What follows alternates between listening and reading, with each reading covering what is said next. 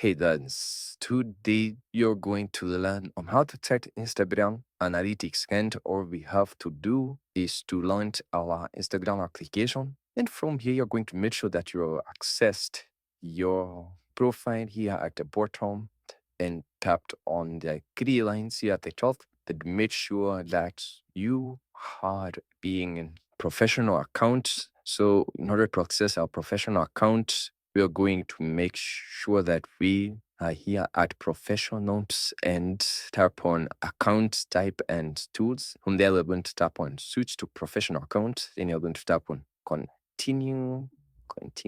You're going to choose what best describes you, but switching to your account is just going to be less than a few minutes or seconds. From there, you are going to tap on your profile once you've already switched to a professional account.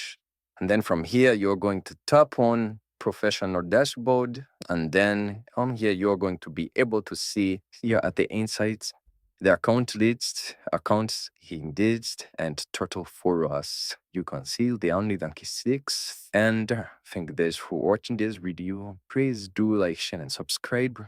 And I'll see you guys on the next video.